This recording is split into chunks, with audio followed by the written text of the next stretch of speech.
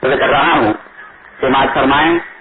کبھی شعلہ کبھی شبنم ہنسی تقریر ہوتی ہے، کبھی شعلہ کبھی شبنم ہنسی تقریر ہوتی ہے، نبی کے باغیوں کے واسطے شمشیر ہوتی ہے۔ حضرت کی تقریر سے پہلے ہم نعرہ تکبیر اور رسالت سے استقبال کرنے اور اپنی بیداری کا ثبوت دیں۔ نعرہ تکبیر، نعرہ تکبیر، نعرہ رسالت، نعرہ رسالت، نعرہ رسالت۔ حضرت علامہ مولانا مجیب علی صاحب قبلہ۔ السلام علیکم ورحمۃ اللہ وبرکاتہ۔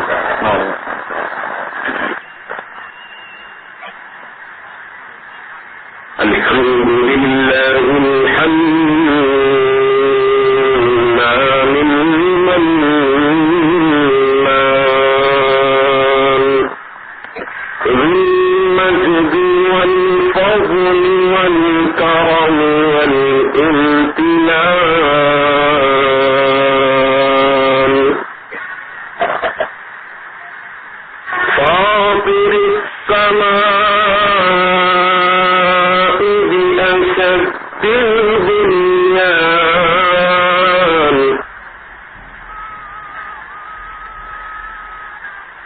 الذي كل يوم وفي شأن خالق الإنس والجان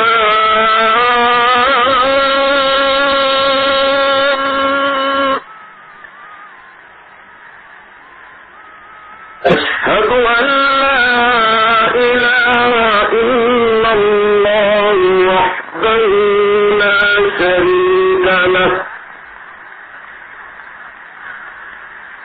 لا ضد له لا ند له لا مثل له لا مثال له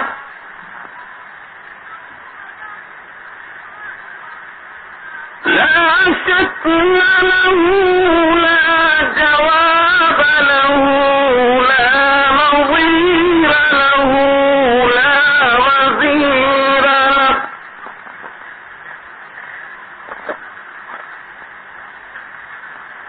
وأشهد أن سيدنا ونبينا وحبيبنا وطبيبنا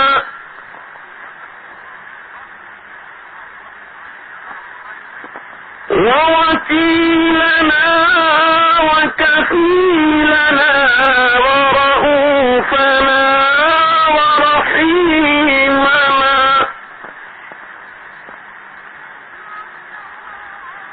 وعوننا وعيننا وعياننا ومعيننا وغوثنا وغيثنا وضيافنا ومضيفنا ووسيلتنا ومأوانا وملجانا ومولانا محمدا عبده ورسوله صلى الله تعالى عليه وعلى آله وأصحابه وعلى كل من هو محبوب ومرضي لديه صلاة تبقى وتدوم بدوام الملك الحي القيوم. أما بعد فأعوذ بالله من الشيطان الرجيم.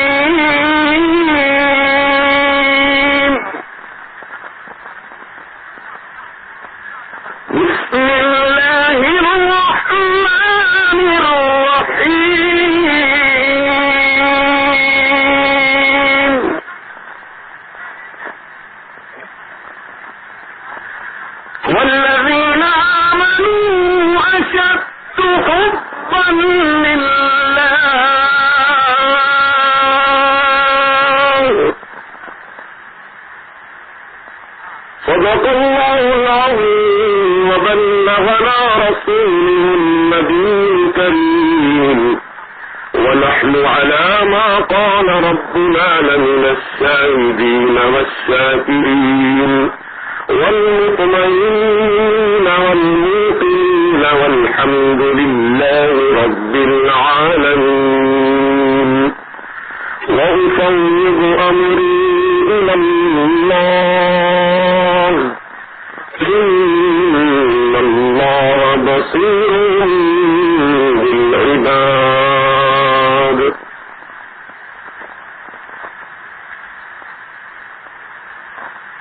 معزز علماء باوقار،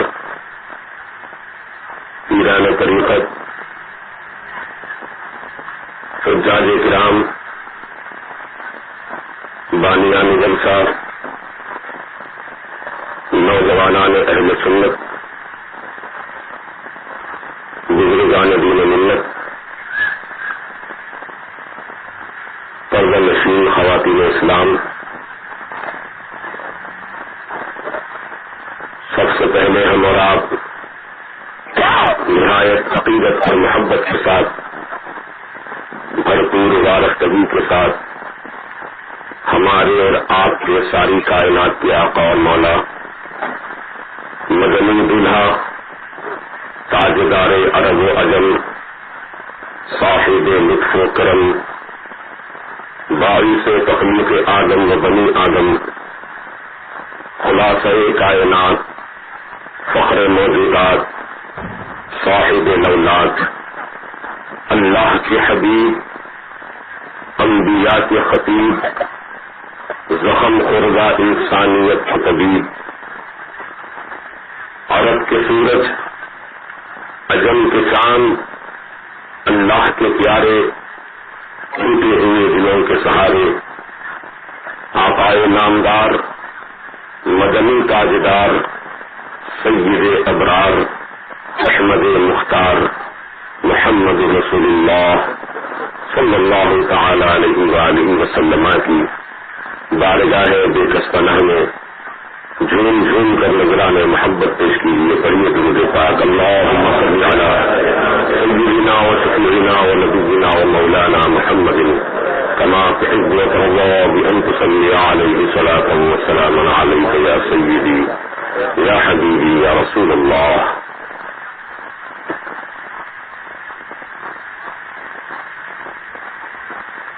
انسان کو بیدار تو ہونے میں دو، انسان کو بیدار تو ہونے میں دو، ہر قوم پکارے گی کہ ہمارے ہیں حسین. قتل حسین اصل میں مرگ یزید ہے، اسلام زندہ ہوتا ہے ہر کربلا کے بعد. اور اعلی حضرت مجدد دین و ملت اپنے چمن کے ان مہکتے ہوئے پھولوں کے متعلق، اپنے محبوب کے چمن کے ان مہکتے ہوئے پھولوں سے متعلق اس طرح نذران عقیدت پیش کرتے ہیں. کیا بات رضا کس چمنستان کرم کی، کیا بات رضا کس چمنستان کرم کی، زہرا ہے کلی جس کی حسین اور حسن پھولی. معزز سامعین کرام، ابھی ہمارے ناظرین اجلاس حضرت علامہ نے آپ سے خصوصی طور پر یہ التجا کی تھی، اپیل کی تھی، درخواست کی تھی کہ آپ حضرات دل لگا کر پوری توجہ کے ساتھ بیان کو سماعت فرمائیں. لیکن دوران خطبہ ہی ہم نے دیکھا کچھ حضرات کو کہ موٹر سائیکل کی آواز آئی تو سب کی نگاہیں اس آواز کی طرف، اس سواری کی طرف متوجہ ہو گئی. آپ किस महफिल में बैठे हैं वो भी आपने नाज़िम इजलास से समाअत फरमाया। हम तो अदना है, हमारी ये सजाई हुई महफिल भी बहुत अदना है, लेकिन जिस ज़ाते पाक से इस महफिल को मंसूब किया गया है वो ज़ाते पाक बहुत आला है। मोहतरम बुजुर्गों और शफीक दोस्तों, ये हमारी कौम का मिजाज बड़ा अजीब व गरीब मिजाज है। जब कोई चीज बार बार समझाकर कही जाती है तो तफाहुल और तवाफुल उसी बात में ज्यादा पाया जाता है। मैं एक वाकया पहले अर्ज कर दूं आपके सामने कि हमारे अकाबिर, हमारे बुजुर्गान दीन और खुसूसन सहाबे किराम जो अल्लाह के प्यारे हबीब सल्लल्लाहु ताला अलैहि वसल्लम के दरे पाक के परवरदा हैं, जो मेरे आका की निगाह फैज़ से जिन्होंने अपनी जिंदगियों को संवारा, उन सहाबे किराम की जिंदगियों की मिसाल मैं आपके सामने अर्ज करता हूं। जब सैयदना अमीरुल मोमिनीन उमर इब्न खत्ताब रज़ी अल्लाह ताला अन्हु की क़ियादत में मुसलमानों का लश्कर जर्रार एक मुहिम के लिए रवाना हुआ।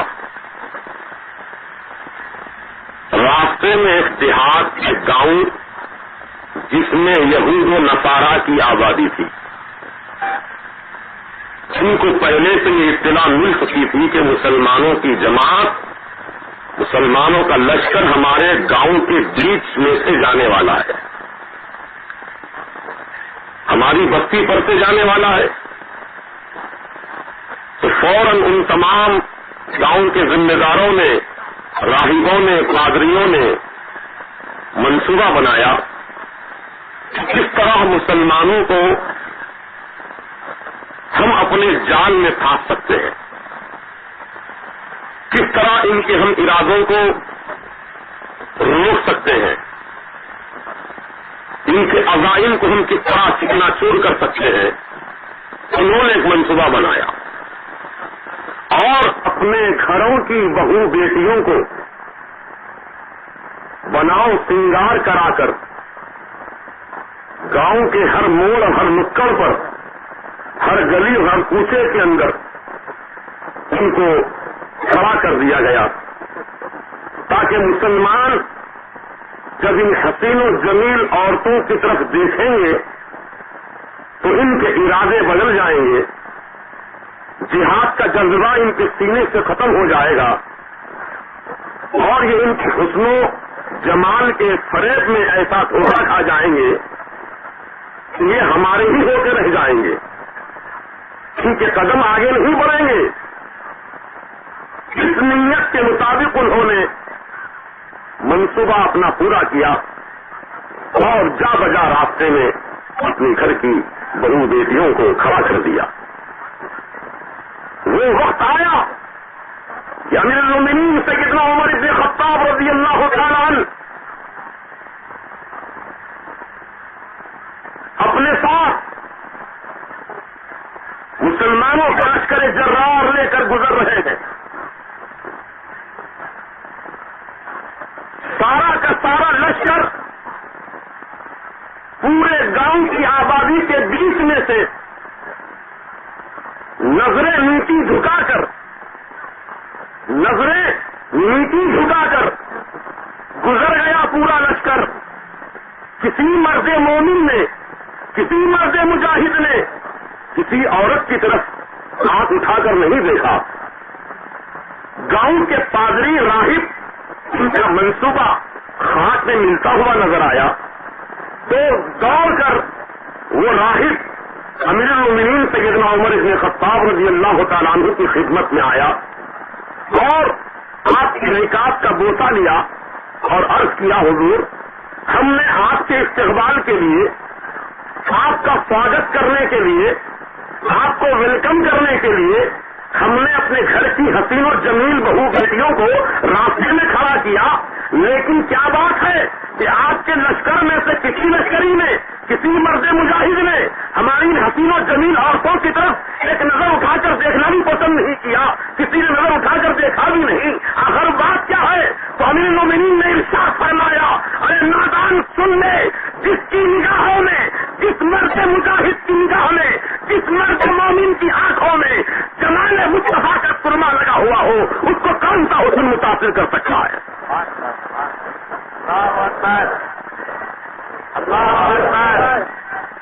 یا رسول اللہ، یا رسول اللہ، کون ہمارے سامنے اپنے حسن کا جال پھیلا کر ہم کو متاثر کر سکتا ہے؟ اور ہماری نگاہوں میں تو جمال مصطفیٰ بتا ہوا ہے صلی اللہ علیہ وسلم۔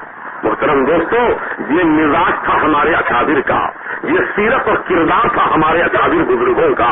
آج ہم ان کے جب نام لیوا ہیں، جب ہم ان سے محبت کا دم بھرتے ہیں، ان سے عقیدت کا رشتہ جوڑتے ہیں، تو کم از کم اپنے اندر تھوڑی بہت ان کی عادت و اطوار تو اپنانی چاہیے۔ یقیناً مسلمان تو وہی سچا مسلمان کہلاتا ہے جو اپنے بزرگوں کے نقش قدم پر چلتا رہے، ان کی تعلیمات پر عمل پیرا رہے، ان کی نقوش قدم کو مشعل راہ بنا کر زندگی گزارے۔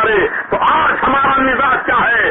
آج اگر کوئی آواز آتی ہے ہمارے کانوں میں تو ہم فوراً متوجہ ہو جاتے ہیں، کوئی گزرتا ہے راستے سے فوراً نظر اٹھا کر دیکھتے ہیں، ارے میاں تم یہاں ذکر اللہ سننے کے لیے آئے ہو، ذکر حبیب اللہ سننے کے لیے آئے ہو، ذکر سید الشہداء سننے کے لیے آئے ہو۔ اب لاکھ طوفان آ جائے، لاکھ زمانے میں انقلاب آ جائے، تمہاری نگاہ، تمہارا دل، تمہارا دماغ، تمہارا جسم، تمہاری روح اس ذکر پاک کی طرف منعطف ہونی چاہیے، اس ذکر پاک کی طرف لگی رہنی چاہیے جو ذکر سننے کے لیے محفل میں تم آئے۔ اب دل لگا کر سنیں گے آپ انشاءاللہ، یہ مزاج اپنے اندر پیدا کیجیے۔ اب ناچ آنے والے آتے رہے، جاتے رہے، آوازیں ہوتی رہے، پکارا ہوتا رہے، ناچ گانا ہوتا رہے، آوازیں ہوتی رہے، پٹاخے پھوٹتے رہے، آپ کی توجہ اس آواز کی طرف نہیں بلکہ ذکر حبیب کی طرف ہونی چاہیے۔ کسی عاشق صادق نے کیا خوب کہا ہے، جہاں ذکر حبیب ہوتا ہے، جہاں ذکر حبیب ہوتا ہے خود خدا بھی قریب ہوتا ہے، جہاں ذکر حبیب ہوتا ہے خود خدا بھی قریب ہوتا ہے۔ ان کی محفل میں بیٹھنے والا، ان کی محفل میں بیٹھنے والا آدمی خوش نصیب ہوتا ہے، آدمی خوش نصیب ہوتا ہے۔ ناز کرو سنی جنتی مسلمانوں اپنی قسمت پر کہ پروردگار عالم نے ہم کو مسلمان پیدا کیا، ایمان کی دولت سے نوازا اور کرم پر کرم یہ فرمایا کہ دامن مصطفیٰ میں ہم کو جگہ عطا فرمایا، سرکار کی امتی ہونے کا ہمیں شرف عطا فرمایا۔ یہ اللہ تعالیٰ کا کرم پر کرم ہے، ایک تو ایمان کی دولت دیا، دوسرے سرکار مدینہ کی امت میں پیدا ہونے کا شرف عطا فرمایا، یہ بہت بڑا کرم ہے مالک کا۔ اور پھر پروردگار عالم نے ہم کو سنی مسلمان بنایا، سنی مسلمان بنایا، عاشق رسول بنایا، عاشق صحابہ بنایا، عاشق اہل بیت اطہار بنایا، عاشق غوث و خواجہ بنایا، عاشق اولیاء اللہ بنایا۔ یہ اللہ تعالیٰ کا کرم پر کرم ہے، اس کا جتنا شکر ادا کرو کم ہے۔ محترم دوستو، اللہ تعالیٰ نے جو ہمارے قسمت بنائے ہیں اس قسمت پر ناز کرو، اس قسمت پر ناز کرو کہ اللہ تعالیٰ نے کتنے اچھے ہمارے قسمت بنائے۔ عزیزان محترم، کس کی محفل ہے یہ؟ امام حسین کی۔ کون امام حسین؟ وہ امام حسین جو میرے آقا حضور سید عالم صلی اللہ تعالی علیہ وسلم کے شہزادی حضرت فاطمہ زہرا رضی اللہ تعالی عنہا کے فرزند دل بند ہے۔ حضرت مولا علی شیر خدا حیدر کرار رضی اللہ تعالی عنہ کے نور نظر ہے۔ وہ حسین جن کے متعلق میرے سرکار نے ارشاد فرمایا، دمو کا دمی و لحمو کا لحمی یا حسین، اے حسین تیرا گوشت میرا گوشت ہے، اے حسین تیرا خون میرا خون ہے۔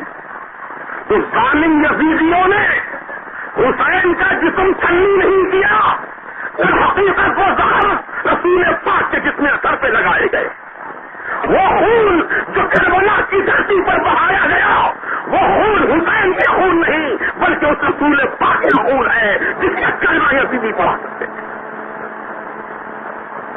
وہ حسین کہ جب چولہے میں جاگ جاتے تو رب العالمین جبرائیل امین کو حکم دیتا کہ جاؤ جبرائیل میری بندی فاطمہ بھی عبادت کر کے تھک کر سوئی ہے.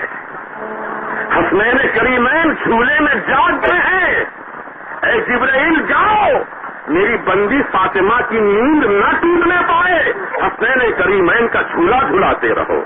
وہ حسین جن کی خدمت کے لیے اللہ جبرائیل امین کو معمور فرمائے. وہ حسین جن کے متعلق اللہ کے رسول صلی اللہ تعالی علیہ وسلم نے ارشاد فرمایا کہ حسن اور حسین جنت کے دو پھول ہیں. یہ میرے دونوں پھول ہیں. اور میرے آقا نے یہ بھی ارشاد فرمایا کہ حسن اور حسین جنتی جوانوں کے سردار ہیں. وہ حسین جن کے متعلق میرے آقا نے فرمایا الحسین منی وانا من حسین کہ میں حسین مجھ سے ہے اور میں حسین سے ہوں. یعنی حسین کا وجود میری ذات سے ہے اور میرا دین کا وجود حسین کی ذات سے ہوگا. اللہ کے رسول نے کس انداز سے اپنے حسین کی تعریف و توصیف فرمائی. وہ حسین کی اب یاد منانے کے لیے جمع ہوئے ہیں. اس حسین کا ہم ذکر پاک کرنے کے لیے حاضر آئے ہیں.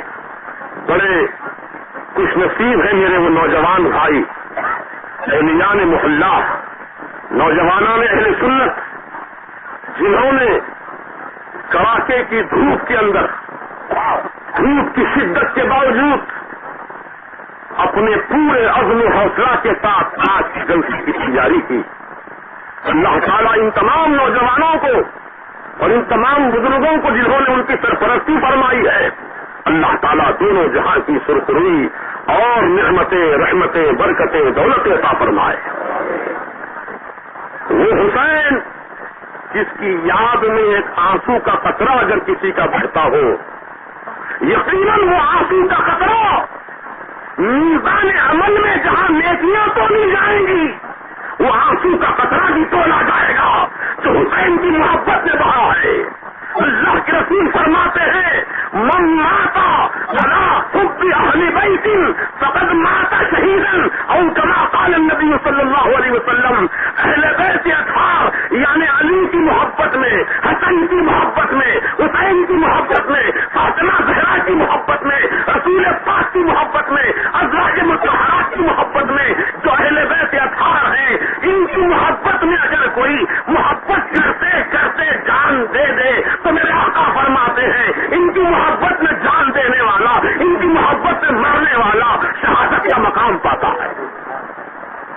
اللہ وہ ذکر کو بھلا کون مٹا سکتا ہے اس ذکر کو کون ختم کر سکتا ہے. بقول میرے سرکار اعلی حضرت کے فرماتے ہیں مٹ گئے مٹتے ہیں مٹ جائیں گے آدھا تیرے. اے حسین مٹ گئے مٹتے ہیں مٹ جائیں گے آدھا تیرے. نہ مٹا ہے نہ مٹے گا کبھی چرچا تیرا.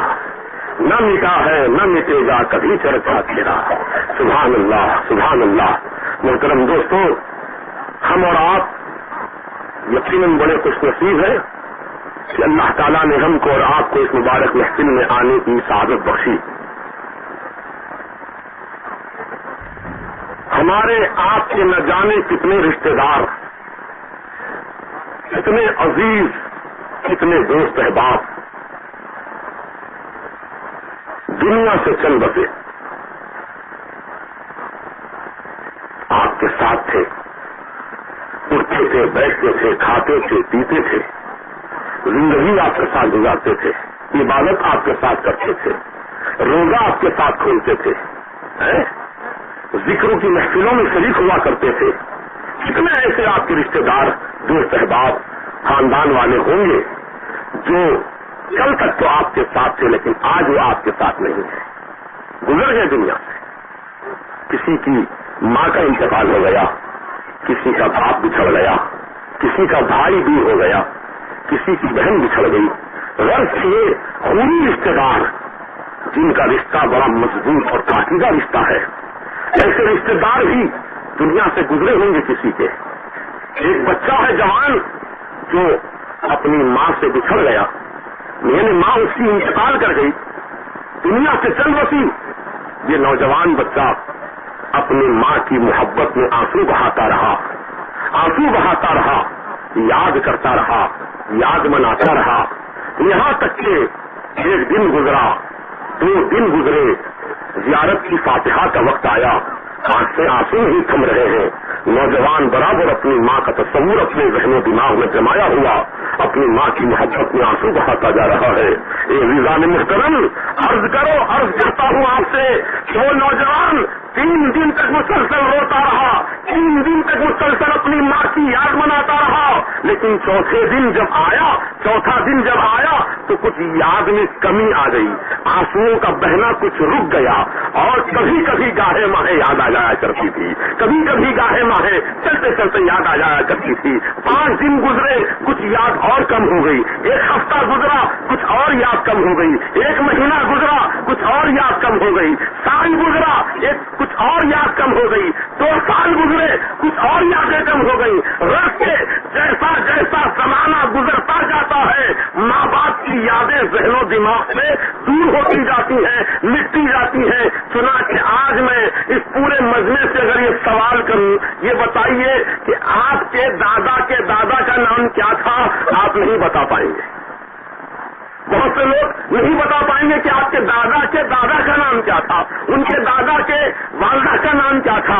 آپ کو نہیں معلوم، کیونکہ کوئی ان کی یاد کرنے والا نہیں ہے، کوئی ان کا ذکر کرنے والا نہیں ہے. آپ اپنے والد کو ضرور یاد کرتے ہوں گے، اپنے دادا جان تک یاد بناتے ہوں گے، لیکن اس سے آگے کا سلسلہ آپ کو نہیں معلوم. کون آپ کے دادا پر دادا تھے، شکل دادا تھے، آپ کو علم نہیں ہے. عزیزان محترم، یاد منائی جائے تو ان کی یاد باقی رہتی ہے، اور جب یاد کا سلسلہ ختم ہو جاتا ہے تو ان کی یادیں بھی دنیا سے مٹا دی جاتی ہیں، یادیں بھی ختم ہو جاتی ہیں. تو عرض کرنا یہ چاہتا ہوں کہ کتنے عزیز رشتے دار آپ کی ہماری دنیا میں تھے اور آج نہیں ہے، لیکن ان کی یاد کسی کی 1 سال منائی گئی، کسی کی 2 سال تک یاد منائی گئی، کسی کی 5 سال تک یاد منائی گئی، کسی کی 10 سال تک یاد منائی گئی. جیسا جیسا زمانہ گزرتا گیا، یادوں کا سلسلہ بھی ٹوٹتا گیا، یادوں کا سلسلہ بھی ختم ہوتا گیا. لیکن انصاف کی بنیاد پر بتاؤ، اے غلامان حسین، اے غلامان رسول، اے غلامان غوث و خواجہ، انصاف کی بنیاد پر مجھے بتاؤ، امام حسین کو دنیا سے پردہ کیے ہوئے کتنے 100 سال کا زمانہ گزر گیا، میرے سرکار کو دنیا سے پردہ فرمائے ہوئے کتنے 100 سال کا زمانہ گزر گیا، غوث و خواجہ کو دنیا سے گزرے ہوئے سینکڑوں سال کا زمانہ گزر گیا. لیکن خدا کی قسم، وحدہ لا شریک کی قسم، عظمت کعبہ کی قسم، عظمت قرآن کی قسم، رب کعبہ کی قسم، آج تک مسلمانوں کے دل میں رسول پاک کی یاد بھی باقی ہے، حسین پاک کی یاد بھی باقی ہے، غوث و خواجہ کی یاد بھی باقی ہے. زمانہ گزرتا رہے گا اور امتداد زمانہ کے لوگ شکار ہوتے جائیں گے، لیکن ان پاکیزہ یادوں کو نہ کوئی مٹا سکا ہے، نہ کوئی مٹا سکے گا، نہ کوئی ختم کیا ہے، نہ کوئی ختم کر سکے گا، نہ مٹا ہے نہ مٹے گا کبھی چرچا تیرا. واہ کیا مرتبہ ہے غوث بالا تیرا، واہ کیا مرتبہ ہے اے خواجہ اعظم تیرا، واہ کیا مرتبہ ہے حسین پاک تیرا. یقیناً ان کے مرتبے کو اللہ تعالیٰ نے اتنا بلند کیا ہے، ان کی یادوں کو اتنا قائم فرما دیا ہے کہ دنیا کا کوئی سورما، کوئی طاقتور ان کی یادوں کو مٹا نہیں سکتا. مٹانے والا خود مل جائے گا، لیکن حسین پاک کی یاد باقی رہے گی.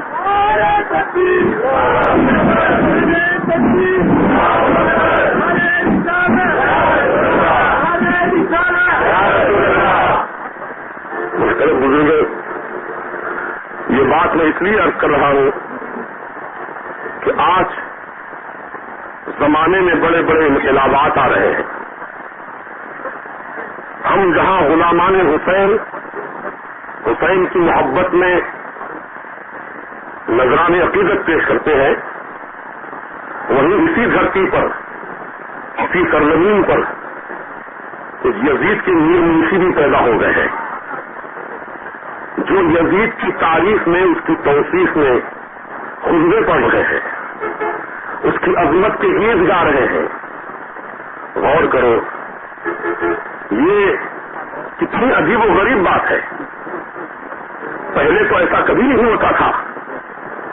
آپ کا بچپن بھی گزرا ہوگا، میرے بزرگ حضرات یہاں بیٹھے ہیں، آپ کے بچپن میں کیا کبھی کسی کی زبان سے یا کسی مرتد کی زبان سے، کسی دشمن خدا اور دشمن رسول کی زبان سے یزید کی تاریخ سنی آپ نے؟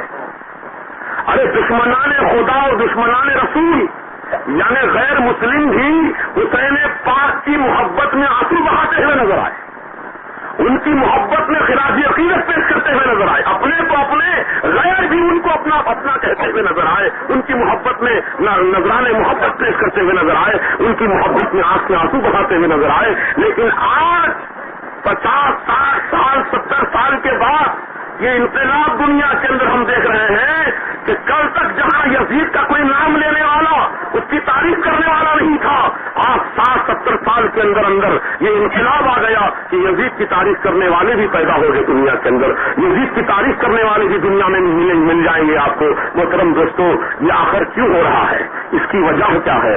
اس کی وجہ یہ ہے کہ دشمنان اسلام یہ دیکھتے ہیں کہ مسلمانوں کے دل میں رسول کی اور آل رسول کی محبت کتنی باقی ہے، کتنی محبت آپ کے دل میں باقی ہے۔ وہ آپ کو چھیڑنے کے لیے، آپ کے ایمانی حرارت کو ٹٹولنے کے لیے، آپ کے ایمانی جذبے کو دیکھنے کے لیے ایسے حربے چھوڑتے ہیں، اور یہ تمام آوازیں اٹھانے والے یا اسی تحریریں لکھنے والے یقیناً یہ زرخرید غلام ہیں جو اپنے آقاؤں کے اشارے پر اس طرح کی دریدہ دہنی کرتے ہیں یا اس طریقے کی کتابیں لکھتے ہیں یا پوسٹر شائع کرتے ہیں یا پامفلیٹ شائع کرتے ہیں جس میں غلامان حسین کے دل کو دکھ پہنچانا مقصد ہوتا ہے، حسین پاک کی شان میں گستاخی کرنا مقصد ہوتا ہے۔ پھر یہ دیکھتے ہیں کہ مسلمان اس کا ریئیکشن کیا کرتے ہیں، رد عمل کیا کرتے ہیں۔ یہ دیکھنے کے لیے اس قسم کے حربے استعمال کیے جاتے ہیں۔ آپ نے دیکھا کہ ایک زمانہ وہ تھا جہاں اللہ اور رسول کی تاریخ میں بے شمار سیرت کی کتابیں لکھی گئیں، انگریزوں نے بھی لکھی، بڑے بڑے مفکروں نے لکھی، دانشوروں نے لکھی، لیکن دشمنان اسلام بہت چالاک ہے۔ سلمان رشدی جیسے ناپاک ملعون کو انہوں نے خریدا، برطانیہ کی سرزمین پر اس کے ہاتھوں سے ایک کتاب لکھوائی جس کا نام رکھا شیطانی کلمات۔ آپ جانتے ہیں زیادہ دن کی بات نہیں ہے، شیطانی کلمات کتاب لکھی گئی، اور پھر اس کتاب کے دنیا میں پھیلنے کے بعد مسلمانوں کا رد عمل ریئیکشن معلوم کیا گیا کہ مسلمانوں کے دل میں رسول کی اور قرآن کی اور صاحب قرآن کی اہل بیت اطہار کی کتنی محبت ہے۔ یہ جانچنے کے لیے تم کو چھیڑا گیا، لیکن الحمدللہ پوری دنیا کے تقریباً مسلمانوں نے غم و غصے کا اظہار کیا، اس کتاب کے خلاف نفرت کا اظہار کیا، احتجاج کیا، اور لاٹھیاں کھائیں، کھانے والوں نے گولیاں بھی کھائیں۔ بمبئی کے اندر مسلمانوں نے احتجاجی جلوس نکالا تھا جن کے سیروں پر پولیس نے گولیاں چلائیں۔ یقیناً 12 مسلمان اس جلوس کے موقع پر شہید ہوئے تھے۔ یقیناً ایسے کئی واقعات دنیا میں رونما ہوئے جہاں احتجاج کرنے والوں پر ظلم و ستم کے پہاڑ توڑے گئے، لیکن مسلمانوں یہ صرف تمہارے جذبے کو دیکھنے کے لیے گستاخی والی گستاخانہ کتابیں، گستاخانہ تقریریں، گستاخانہ تحریریں تمہارے سامنے لائی جاتی ہیں۔ یہ دیکھا جائے کہ مسلمان کے دل میں اپنے مذہب سے کتنی محبت ہے، اپنے دین سے کتنی محبت ہے، اپنے دین کے لیے مر مٹنے کا جذبہ اس کے دل میں ہے یا نہیں ہے۔ لیکن الحمدللہ ثم الحمدللہ ہر دور میں، ہر زمانے میں، ہر جگہ پر اللہ اور اللہ کے رسول کے چاہنے والے بندے رہے ہیں، اور ان کی محبت میں وہ سب کچھ کر گزرتے ہیں۔ وقت آیا تو اپنی جان کی قربانی بھی دیتے ہیں، کیونکہ ہمارا ایمان یہ ہے گولی لگے گی سینے میں تو روح پہنچے گی مدینے میں۔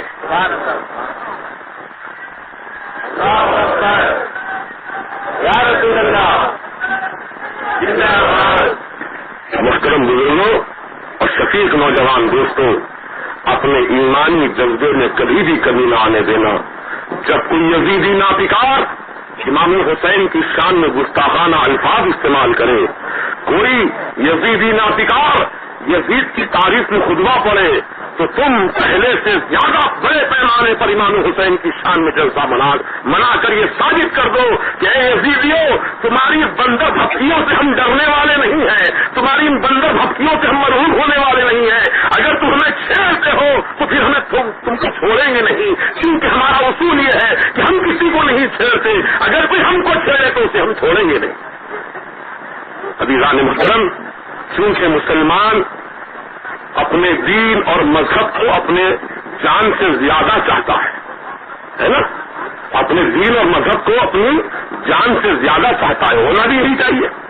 امام حسین رضی اللہ تعالیٰ عنہ کا کردار بھی یہی بتا رہا ہے، آپ کی سیرت بھی یہی بتا رہی ہے کہ حسین کو اپنی جان پیاری نہیں تھی بلکہ اپنے نانا جان کا دین پیارا تھا۔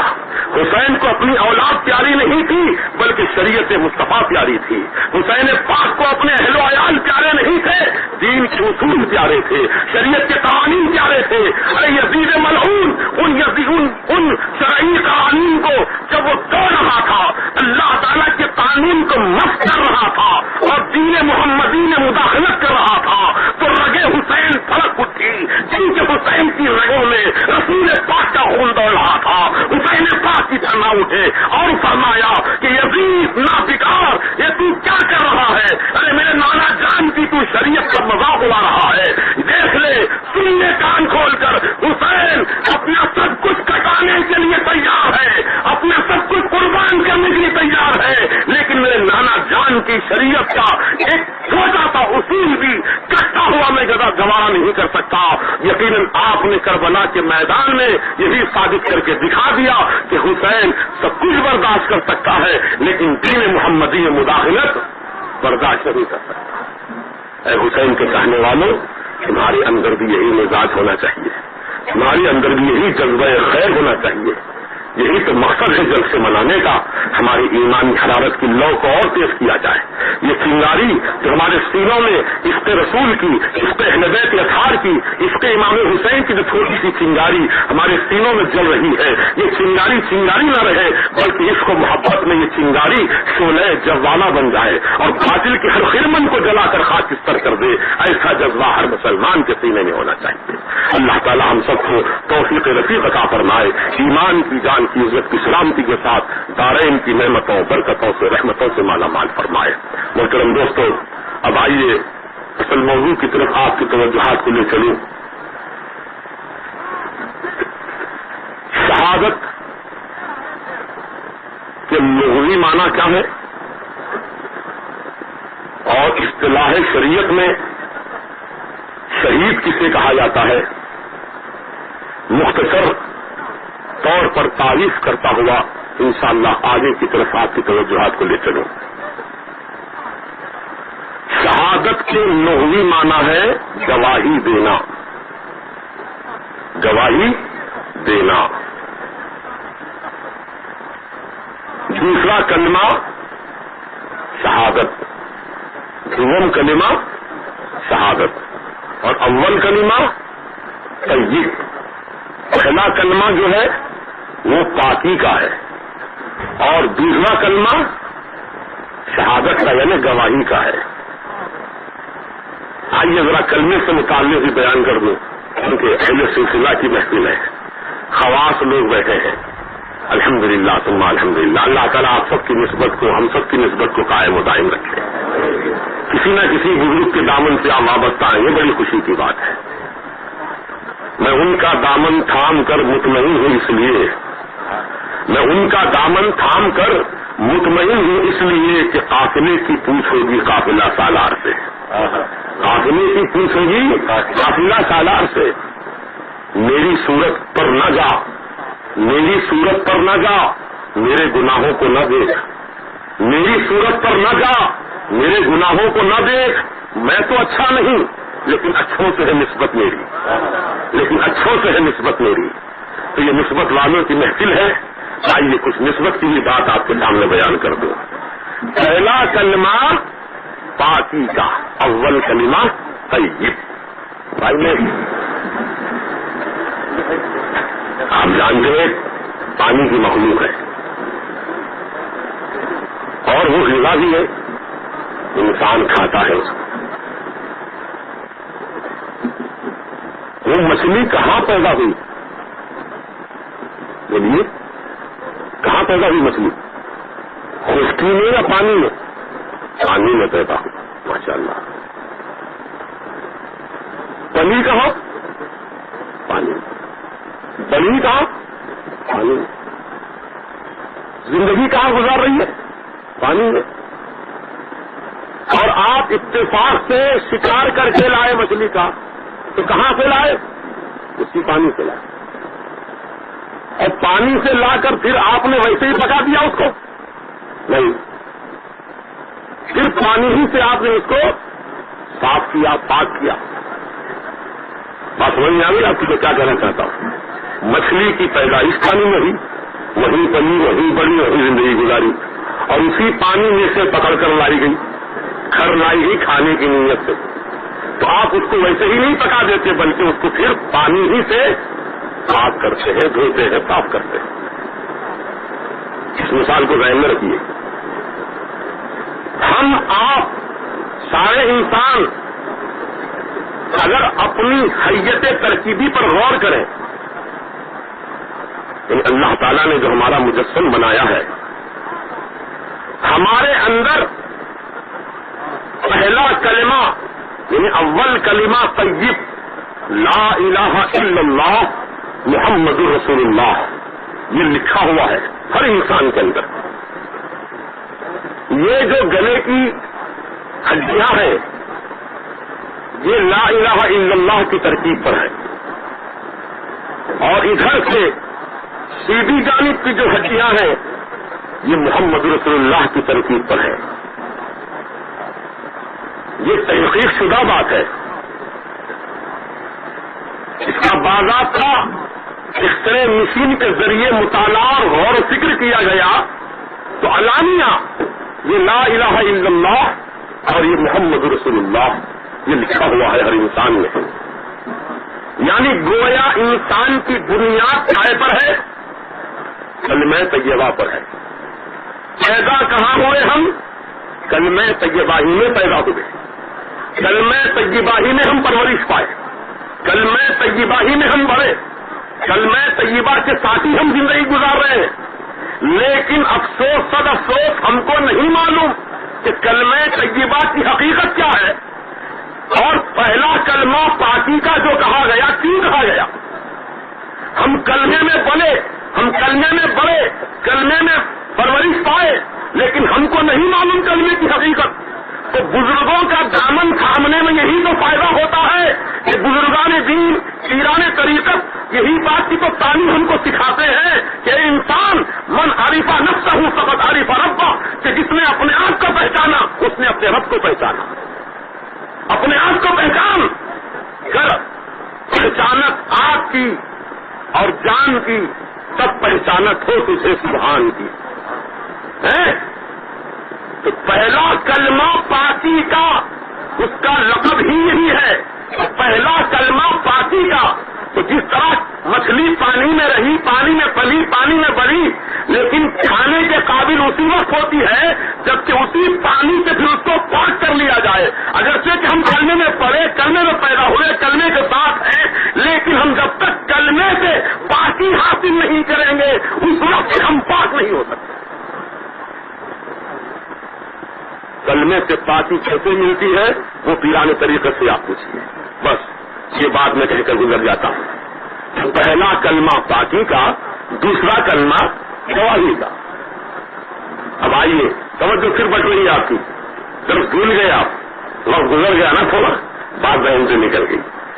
ہم یہ سنتے آئے ہیں، پہلے زمانے میں ہمارے بزرگ لوگ جانتے ہیں کہ لوگ کہا کرتے تھے ارے بھائی اب کہاں رہا وہ زمانہ، وہ لوگ پہلے کے لوگ نصیحت کو سنتے تھے، دلوں دماغوں بتاتے تھے۔ اب تو یہ حال ہے کہ ایک کان سے نصیحت سنتے ہیں، دوسرے کان سے نصیحت چھوڑ دیتے ہیں، نکال دیتے ہیں۔ تو میں نے کہا جناب یہ آپ کی بات جو ہے بالکل صحیح ہے، ایک کان سے سنتے ہیں دوسرے کان سے چھوڑ دیتے ہیں، لیکن یہ دور 50 سال 60 سال پہلے کی بات تھی، یہ الیکٹرانک کا دور ہے، یہ کمپیوٹر کا دور ہے، بہت تیز رفتاری کا دور ہے. اب اتنی فرصت بھی کہاں ہے انسانوں کو کہ ایک کان سے نصیحت سن کر دوسرے کان سے نکالے. نہیں، اتنا بھی ٹائم نہیں ہے، بلکہ جس کان سے نصیحت سنتے ہیں اسی کان سے باہر نکال دیتے ہیں.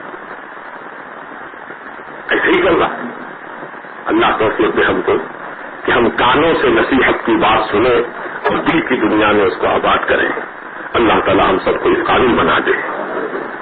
میں عرض کر رہا تھا شہادت کے لغوی معنی گواہی دینا.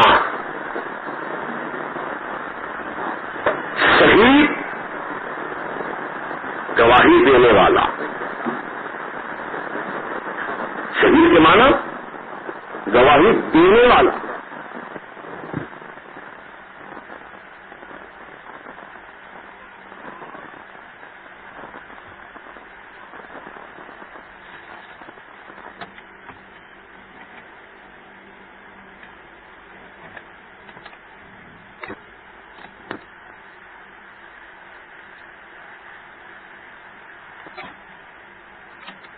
یہ صاحب ذرا آپ گواہی دے دیجیے میرے حق میں.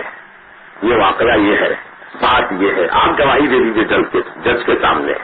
گواہی دیتے ہیں آپ؟ دیتے ہیں نا؟ دیتے ہیں. تو جج آپ سے سوال کرتا ہے، تم جو گواہی دے رہے ہو کیا تم نے دیکھ کر گواہی دی؟ آئی وٹنس ہو تم؟ اگر آپ یہ کہہ دیں کہ ہاں صاحب یہ میری نگاہوں سے میں نے دیکھا ہے، یہ میری آنکھوں کے سامنے کا واقعہ ہے، میں گواہ ہوں اس بات کا، تو وہ گواہ قابل معتبر، وہ گواہ قابل اعتبار، وہ گواہ صحیح جو دیکھ کر گواہی دے اور جو سنی سنائی گواہی دے. جج کے سامنے اگر کوئی آدمی یہ کہے کہ صاحب میں نے دیکھا تو نہیں لیکن سنا ہے، تو جج کہے گا تم عدالت کا قیمتی وقت برباد کر رہے ہو، فوراً باہر ہو جاؤ عدالت سے. یہاں سنی ہوئی گواہوں کی بھی قدر نہیں ہوتی، دیکھی ہوئی گواہی کی قدر ہوتی ہے. لاؤ گواہ، دیکھا ہوا ہو تو بیان کرو. تو بلا تشبیہ بلا تمثیل چاند کی رویت کے مارے میں ایسا ہی مسئلہ ہے. اگر کوئی مفتی صاحب کے سامنے، مولانا صاحب کے سامنے، صدر قاضی صاحب کے سامنے، حاجی صاحب کے سامنے، امام صاحب کے سامنے کوئی نوجوان دوڑتا ہوا آیا، کہا مولانا چاند ہو گیا، چاند ہو گیا. مولانا نے کہا تم نے دیکھا؟ کہا نہیں دیکھا نہیں مولانا، میں سنا ہوں. تو مولانا کہیں گے ارے بھائی یہ گواہی سنی ہوئی ہے، ہم نہیں مانیں گے. دیکھنے والا سے ہو تو آؤ سامنے بیان کرو. تو معلوم یہ ہوا کہ دیکھنے کی بنیاد پر گواہی سچی مانی جاتی ہے، اسی کو صحیح گواہ کہتے ہیں. تو شہید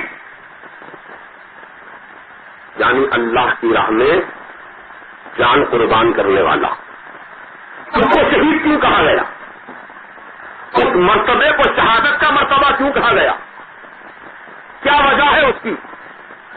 تو سنو ایمان والوں، جب مرد مومن اللہ کے لیے، اللہ کے دین کے لیے، شریعت کے تحفظ کے لیے، قرآن کی عظمت کو بچانے کے لیے، کعبے کے جاہ و جلال کو بچانے کے لیے، گنبد خضرا کے جمال کو بچانے کے لیے، ملت اسلامیہ کی تقدیر کو بچانے کے لیے، جب کوئی مرد مومن اللہ کی راہ میں لڑتا ہوا جان قربان کرتا ہے، تو جب اس کی جان نکلتی ہے، اس کے گردن پر خنجر چلتا ہے، اس کے گردن پر تلوار چلتے ہیں، اس کے جسم پر جب نیزوں کے زخم لگتے ہیں، تیروں کی بوچھاروں سے اس کا جسم جب چھلنی ہوتا ہے، تو اس وقت اس کی نگاہوں کے سامنے اللہ کے رسول کا جلوہ ہوتا ہے، اور اللہ رسول کو دیکھنا ہوا وہ شہید اپنی جان قربان کرتا ہے.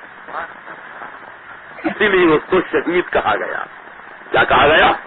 شہید. یہ دیکھ کر گواہی دے رہا ہے اشہد ان لا الہ الا اللہ واشہد ان محمدا عبدہ ورسولہ صلی اللہ تعالی علیہ وسلم.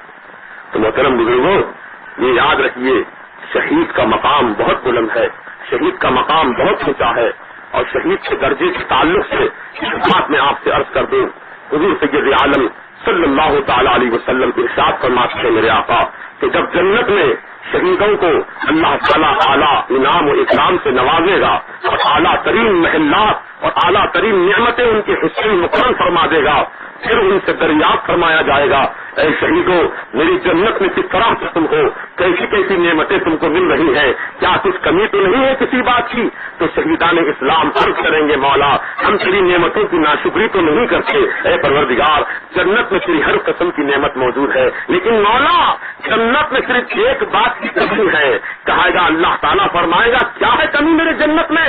تو اللہ کے وہ نیک بندے وہ شہید بندے عرض کریں گے مولا تیری جنت میں سب کچھ ہے میرے مالک, لیکن تیری جنت میں جہاد کا میدان نہیں ہے, دشمن کی تلوار نہیں ہے. ہم یہ چاہتے ہیں کہ دنیا میں تو ہم کو پھر سے بھیج دے تاکہ پھر میدان جہاد میں ہم جائیں, پھر ہماری گردن پر وار ہو, ہماری گردن کٹے. کیونکہ میرے مولا جس وقت ہماری گردن کٹتی ہے خون کا قطرہ پہلا زمین کی طرف چلتا ہے, اے اللہ تیرے اور تیرے محبوب کا جب جلوہ ہم کو نصیب ہوتا ہے اس جلوے کی لذت میرے مالک اتنی اعلیٰ ہے کہ ہم جنت کی نعمتوں میں وہ لذت نہیں پا رہے ہیں. وہ مقام ہے شہید کا, احساس نہیں ہوتا اس کو زخم لگنے کا, تکلیف نہیں ہوتی اس کو خون بہنے کا. کیوں نہیں ہوتی؟ کیوں احساس نہیں ہوتا؟ حالانکہ آپ کے جسم میں ڈال کر انجیکشن لگا دے آپ کو احساس ہوتا ہے کہ سوئی اندر گئی ہے, تکلیف ہوتی ہے. چھوٹے بچے کو اگر انجیکشن دیا جائے تو اس تکلیف سے بلبلا اٹھتا ہے, روتا ہے. مرد آدمی بڑا آدمی صبر کر لیتا ہے ہمت سے اور تکلیف کو برداشت کر لیتا ہے, لیکن چھوٹے بچے تو روتے ہیں کہ سوئی لگ گئی. زخم پر نکر اگر ڈاکٹر لگا دے بلبلا اٹھتا ہے انسان, تکلیف سے رو اٹھتا ہے انسان.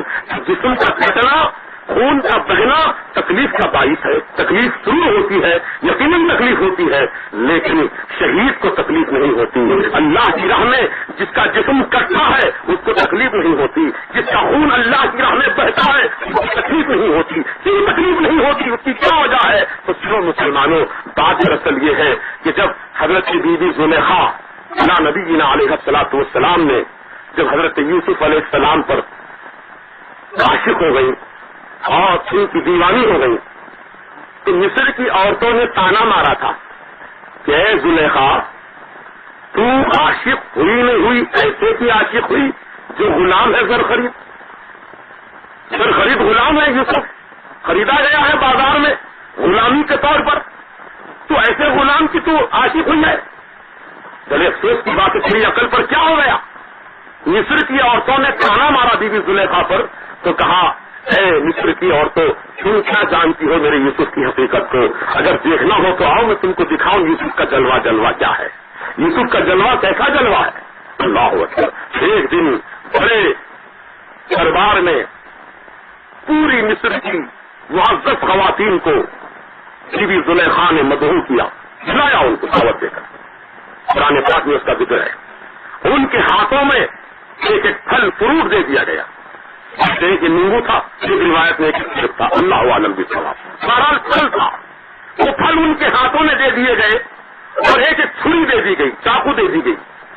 اور بی بی زلیخا نے ان سے فرمایا کہ دیکھو جب یوسف علیہ السلام حجرے کے اندر سے تمہارے سامنے جب آئیں گے تو تم اس وقت اپنے اپنے پھلوں کو فروٹ کو کاٹنا چھری سے. ہاں ٹھیک ہے ہم ایسے ہی کریں گے. حضرت یوسف علیہ السلام تشریف لائے ان عورتوں کے سامنے. ایسے آئے ایک نقاب چہرے پر, دوسرا نقاب چہرے پر, تیسرا نقاب چہرے پر, جملہ 7 پردے تھے چہرے کے اوپر, 7 غلاف تھے چہرے کے اوپر, 7 پردے تھے چہرے کے اوپر. اللہ اکبر. ان 7 پردوں کے اندر سے 7 غلافوں کے اندر سے یوسف علیہ السلام کا حسن ایسا چمک رہا تھا, ایسا چمک رہا تھا کہ مصر کی عورتوں نے جب یوسف علیہ السلام کا حسن پردے کے اندر سے دیکھا تو بجائے چھری پھلوں پر چلانے کے انگلیوں پر ہاتھوں پر چھری چلا لی, ہاتھ کٹے, خون بہا, لیکن ان کو احساس نہیں ہوا. اللہ تعالیٰ اس کیفیت کو قرآن میں کیا بیان فرماتا ہے؟ وَقَطَّعْنَا أَيْدِيَهُنَّ وَقُلْنَ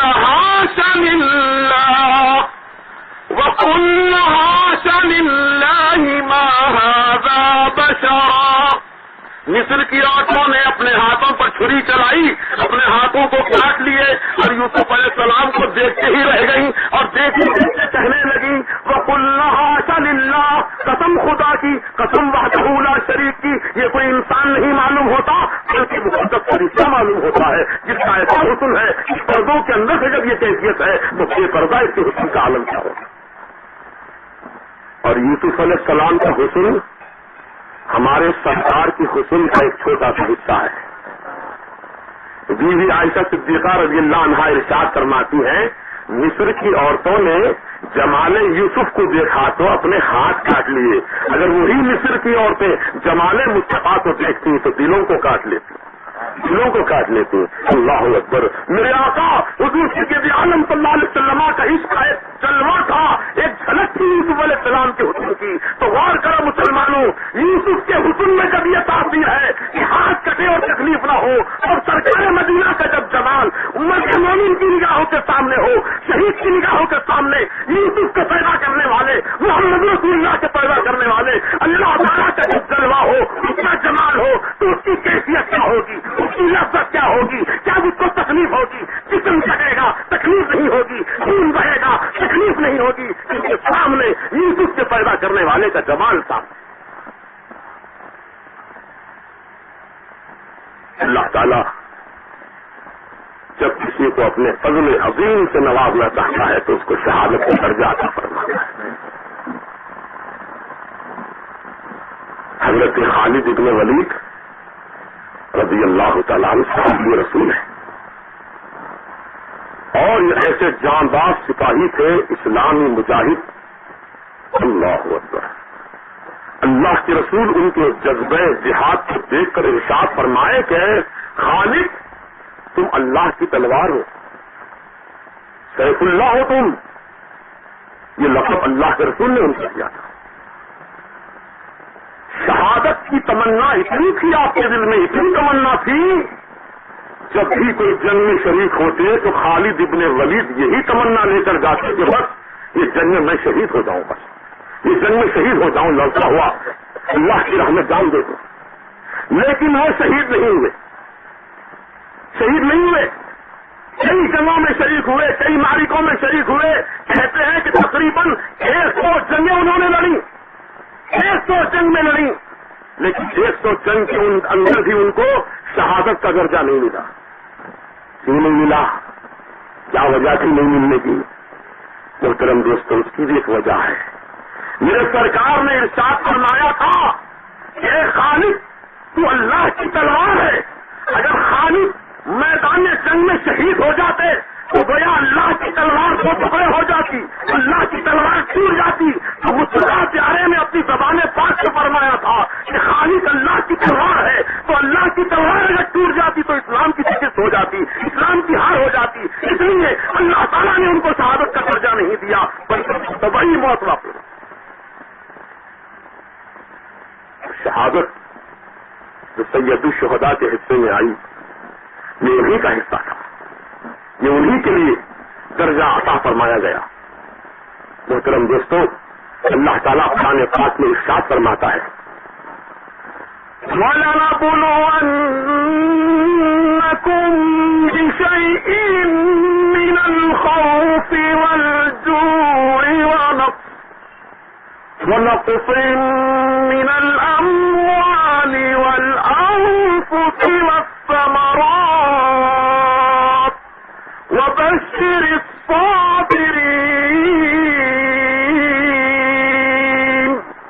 اللہ سبحانہ وتعالیٰ اس آیت کریمہ میں اعلان فرما رہا ہے ہم تم کو ضرور آزمائیں گے، اے بندو ہم تمہارا امتحان ضرور لیں گے۔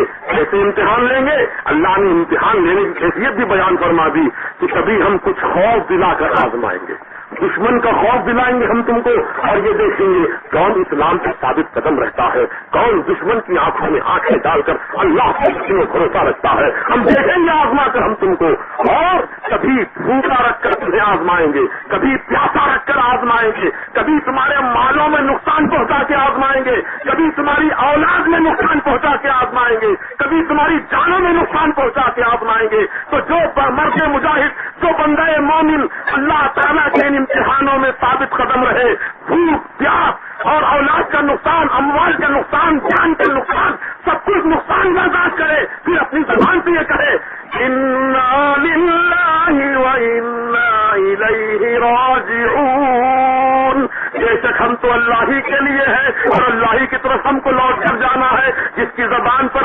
مصیبت کے وقت میں اور مصیبت کے وقت میں اور بلاؤں کے وقت میں یہی کلمہ زبان پر ہو کہ بے شک میں تو اللہ کے لیے ہوں، ہم تو اللہ ہی کے لیے ہیں، اللہ ہی کی یہ دی ہوئی جان ہے، اللہ ہی کی راہ میں خرچ ہو رہی ہے، ہمارا کیا جا رہا ہے؟ اللہ کی جان اللہ کی راہ میں خرچ ہو رہی ہے. اس سے بڑی خوش نصیبی کی بات اور کیا ہو سکتی ہے؟ تو جو بندے مومن مصیبتوں میں ثابت قدم رہتے ہوئے اللہ کی ہر حال میں تعریف کرتا ہے تو اللہ تعالیٰ ایسے صبر کرنے والوں کے بارے میں فرماتا ہے وَبَشِّرِ الصَّابِرِينَ، اے میرے پیارے حبیب ان مصیبتوں میں صبر کرنے والوں کو جنت کی بشارت دے دیجئے، میری رضا کی بشارت دے دیجئے. حور و غلمان ان کے لیے ہوں گے، جنت کے اعلیٰ محل ان کے لیے ہوں گے، لوح و قلم ان کے لیے ہوں گے، جنت اور جنت کی ساری نعمتیں ان کے لیے ہوں گی جو مصیبتوں میں ثابت قدم رہ کر اللہ کی حال میں تعریف کریں گے. سبحان اللہ سبحان اللہ. اسی لیے حدیث پاک میں آیا ہے کہ جب کسی کے بچے کا انتقال ہوتا ہے اور فرشتے اس کی بچے کی روح لے کر جب رب کی بارگاہ میں جاتے ہیں تو اللہ تعالیٰ فرشتوں سے دریافت فرماتا ہے. حالانکہ اللہ کو سب چیز کا علم ہے لیکن فرشتوں پر اپنے بندے کی عظمت کو ظاہر کرنے کے لیے اللہ سوال فرماتا ہے اے فرشتوں تم نے میرے بندے کے دل کا پھل کھول لیا، یعنی اس کی اولاد تم نے چھین لی، روح قبض کر لی تم نے، میرے بندے نے اس وقت کیا کہا؟ اللہ پوچھتا ہے فرشتوں سے بول اے فرشتہ میرے بندے نے اس وقت کیا کہا؟ جب اس کا بچہ چڑیاں رگڑ رگڑ کر تھم توڑ رہا تھا میرے بندے نے اس وقت کیا کہا؟ تو فرشتے کہتے ہیں میرے مالک بے شک تیرا بندہ اس مصیبت کے وقت میں بھی جب کہ اس کا بچہ پیڑیوں سے پیڑی ایڑی سے ایڑی رگڑ رہا تھا، دم توڑ رہا تھا، بچے کا باپ تجھی کو پکار رہا تھا، تیرا ہی ذکر کر رہا تھا، تیری ہی یاد میں مگن تھا، انا للہ و انا الیہ راجعون کا کلمہ پڑھ رہا تھا.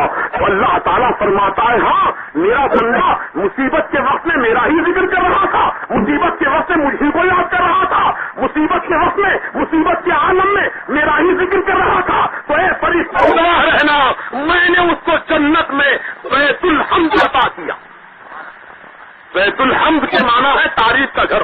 مصیبت کے وقت میں جو اللہ کی تعریف کرتا ہے اللہ تعالیٰ جنت میں اس کو بیت الحمد عطا فرماتا ہے، تعریف کا گھر عطا فرماتا ہے جو اعلیٰ ترین محل ہے جنت کی. وہ محل ان مصیبتوں میں صبر کرنے والوں کو اللہ عطا فرماتا ہے. تو محترم بزرگوں تو اللہ تعالیٰ امتحان لیتا ہے، سب سے لے گا، سب سے لے گا، آپ سے مجھ سے ہر ایک سے، ہندو سے مسلمان سے سکھ سے عیسائی سے، ہر قوم سے امتحان لیا جائے گا، ہر فرد بشر سے امتحان لیا جائے گا. لیکن آپ کے ہمارے امتحانوں کی کیفیت یہ ہے کبھی کسی ٹائم میں بھوک کا امتحان ہو جاتا ہے، پھر کچھ عرصے کے بعد کبھی پیاس کا امتحان ہوتا ہے، پھر کسی چند سال چند مہینوں کے بعد اولاد میں نقصان پہنچا کر اللہ امتحان لیتا ہے، پھر چند سالوں کے بعد جان میں نقصان پہنچا کر امتحان لیتا ہے. یعنی اللہ تعالیٰ وقت واحد میں کوئی امتحان نہیں لیتا آپ کے ہمارے. لیکن میدان کربلا میں امام حسین علی مقام رضی اللہ تعالیٰ عنہ اور ان کی خانوادے کے لیے اللہ تعالیٰ نے امتحان کا جو وقت مقرر کیا تھا ایک ہی وقت میں، یعنی محرم کی 10 تاریخ کو صبح فجر کی نماز کے بعد سے لے کر ظہر کی نماز تک سارے امتحانوں کی منزل سے گزرنا پڑا حسین کو. بھوک کا امتحان، پیاس کا امتحان، خوف کا امتحان، اولاد سامنے چٹ رہی ہے صبر کر رہے ہیں، ہاتھ میں چھوٹا بچہ دم توڑ رہا ہے صبر کر رہے ہیں، جوان کلیل بیٹا علی اکبر شہادت کا جان پی چکا ہے صبر کر رہے ہیں، سکینہ تڑپ رہی ہے صبر کر رہے ہیں، بیوی زینب بے ہوش ہو کر گرتی جا رہی ہے صبر کر رہے ہیں. یہاں تک کہ جب سب شہید ہو گئے تو آخر میں امام حسین نے اپنی جان کا بھی نذرانہ راہ خدا میں پیش کر کے امتحان میں اعلیٰ درجے کی کامیابی حاصل فرمائی. ایک ہی ٹائم میں، ایک ہی وقت میں، ایک ہی مقام پر سب امتحان لے لی گئے حسین پاک سے، اور سب امتحانوں میں حسین علی مقام نے اعلیٰ درجے کی کامیابی حاصل فرمائے. آئیے ہم امتحانوں کی تھوڑی سی کیفیت میں آپ کے سامنے بیان کرتے ہیں. رسول پاک ان کا سنا دیجیے. اللہم صلی علی سیدنا و سیدنا و نبینا مولانا محمد کما تحب و ترضى یا صلی علیہ الصلوۃ والسلام علیک یا سیدی حبیبی یا رسول اللہ. حضرت وہب بن عبداللہ رضی اللہ تعالیٰ عنہ ایک جانثار ہے، یہ عاشق اہل بیت ہے جو کربلا کے قریب میں ایک دیہات میں رہتے تھے. یہ ضعیف ماں کے اکلوتے بیٹے تھے اور شادی ہو کر کے کل 17 دن گزرے تھے. 17 دن کا دلہا تھا.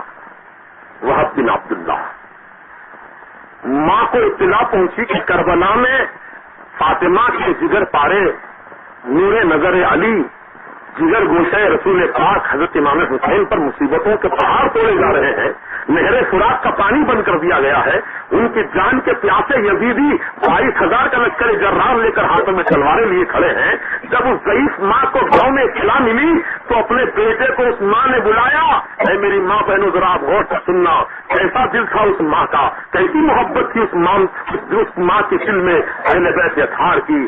عزیزان محترم، جب اس ماں نے اپنے بچے کو بلایا اور کہا بیٹا تو 17 دن کا دلہا ہے، میں جانتی ہوں. تو نوجوان ہے، میں یہ بھی جانتی ہوں. تیری نئی نویلی دلہن ہے، یہ بھی میں جانتی ہوں. لیکن بیٹا اہل بیت اطہار پر اس وقت مصیبت کا وقت آن پڑا ہے. بیٹا اہل بیت اطہار کی محبت میں اگر تو جان قربان کر دے تو تیری ماں تیرا دودھ بخش دے گی، تیری ماں تیرا حق معاف کر دے گی. اگر تو نے میرا حکم نہیں مانا تو سن لے کان کھول کر، تیری ماں تیرا دودھ نہیں بخشے. کہا اما جان آپ کا حکم سراخوں پر، میں اپنی نوجوانی کو نہیں دیکھوں گا، اپنی نئی نویلی دلہن کو نہیں دیکھوں گا، اپنے جذبات اور امنگوں کو نہیں دیکھوں گا. اے ماں تیرے حکم پر اپنی جان کو میں اہل بیت اطہار کی محبت میں قربان کروں گا. چل بیٹا چل، وقت آن پہنچا ہے اہل بیت کی محبت میں جان نثاری کا. یہی تو وقت ہے امتحان کی گھڑی کا. چل بیٹا. تو بیٹے نے کہا اماں ذرا دلہن کو میں آخری سلام تو کر لوں. کہا جا شوق سے سلام کر لے. یہ شوہر آیا، اپنی دلہن کے کمرے میں آیا اور اپنی بیوی کو مخاطب ہو کر کہنے لگا اے میری شریک حیات، اب میں تجھ سے آخری سلام کر کے رخصت ہو رہا ہوں کیونکہ میری ماں نے مجھے حکم دیا ہے اہل بیت اطہار کی محبت میں قربان ہونے کا. اب میں جا رہا ہوں، تو میرے بعد سیوا ہو جائے گی لیکن صبر کرنا، اللہ کی مرضی پر راضی رہنا. آخری سلام تیرا سچا تجھ کو کرتا ہے. السلام علیکم کہہ کر نکلنا چاہتا تھا کہ دامن پکڑ کر دلہن نے پوچھا اے میرے نامدار شوہر، اے میرے سردار، تم جا رہے ہو، ایک وعدہ کر کے جاؤ. کہا کیسا وعدہ؟ کہا وعدہ یہ کرو تم جنت میں جب جاؤ گے، شہید کا شہادت کا مقام پا کر شہید بن کر تم جنت میں جب داخل کیے جاؤ گے تو تم اکیلے نہیں جانا، اس میں مجھ کو اپنے ساتھ لے لینا، اپنے ساتھ مجھ کو لے کر جنت میں جانا. بولو یہ وعدہ کرو گے؟ تو شوہر نے کہا بے شک میں وعدہ کرتا ہوں کہ اکیلا جنت میں نہیں جاؤں گا بلکہ تجھ کو اپنے ساتھ لے کر جاؤں گا. کہا تم یہ وعدہ تو کر رہے ہو لیکن وعدے پر کوئی گواہ بھی تو ہو جائے تو اچھا ہے. کہا کس کو گواہ بنائیں گے؟ کہا چلو جس کی محبت میں تم جان نثار کرنے جا رہے ہو اسی حسین پاک کو اس وعدے کا گواہ بناتے ہیں. چنانچہ تینوں کا قافلہ، بوڑھی ماں، نوجوان بچہ اور نوجوان دلہن، تینوں مل کر امام حسین کی خدمت میں آئے. بڑی محبت کے ساتھ سلامی کا نذرانہ پیش کیا، قدم بوسی کی اور 10 عرض کیا حضور ہم آپ کے اوپر مصیبتوں کے پہاڑ ٹوٹنے کی اطلاع پا کر اپنی جانثاری کا جذبہ لے کر آئے ہیں. حضور ہماری خدمت، ہماری اس جانثاری کو آپ قبولیت کی شرف عطا کیجیے سرکار. اے حسین پاک یہ میرا نوجوان اکلوتا بیٹا ہے جو 17 دن کا دلہا ہے، یہ آپ کی محبت میں جان دینے کو میرے حکم پر تیار ہو گیا ہے حضور. لیکن اس کی بیوی نے شرط رکھی ہے کہ جب جنت میں یہ جائے گا تو اکیلا نہیں جائے گا بلکہ اپنی بیوی کو ساتھ لے کر جائے گا. حضور یہ وعدے پر آپ کو گواہ بنانا چاہتا ہے کہ آپ گواہ بننے تیار ہیں؟ امام حسین نے فرمایا مسکرا کر الحمدللہ حسین اس وعدے پر گواہ ہے، حسین اس وعدے پر گواہ ہے. جاؤ. اب یہ نوجوان اپنے ماں کے اشارے پر گھوڑے پر سوار ہو کر ہاتھ میں شمشیر برہنہ لے کر دشمنان اسلام کے مقابلے کے لیے آگے بڑھا. اور اس جانثاری کے ساتھ جذبہ کیا، میدان جہاد میں ایک نیا انقلاب آ گیا، کیونکہ جوشیلا نوجوان اپنے پوری محبت کے ساتھ، جوشی عقیدت کے ساتھ یزیدی نافرمانوں سے مقابلہ کر رہا تھا، جدھر پلٹتا ادھر کشتوں کے پشتے لگا دیتا، دشمنان اسلام کے کیڑے ککڑی کی طرح ان کے سروں کو کاٹ کر پھینک دیتا، غرض سے بہت دیر تک مقابلہ کرتا رہا، اکیلا کب تک مقابلہ کرتا؟ 22,000 کا لشکر جرار ہے، چاروں طرف سے ایک بارگی حملہ ہوا، تیر چلے، تلواریں چلی، نیزے چلے، دیکھتے ہی دیکھتے نوجوان زخموں سے چور چور ہو گیا۔ اسی زخمی حالت میں میدان جنگ سے دوڑاتا ہوا واپس اپنی ماں کے پاس آ کر کہنے لگا، اماں جان دیکھ تیرے بیٹے کا حال کیا ہے، خون میں نہا گیا ہے، اماں کیا تو ابھی مجھ سے خوش ہوئی کہ نہیں ہوئی؟ تو ماں نے کہا، بیٹا ابھی تو تیری جان سلامت ہے، تیری ماں اس وقت خوش ہوگی جبکہ تیری جان تیری جسم سے دور روح پرواز کر جائے گی، جب تو شہادت کا جام پی لے گا، مکمل طریقے سے تو جان نثار کرے گا، جب تیری ماں تجھ سے خوش اور راضی ہوگی۔ یہ کہہ کر پھر آخری سلام کیا سب کو اور چلا، پھر میدان جہاد میں لڑا، مقابلہ کیا، یہاں تک کہ شہید ہو گیا۔ انا للہ و انا الیہ راجعون۔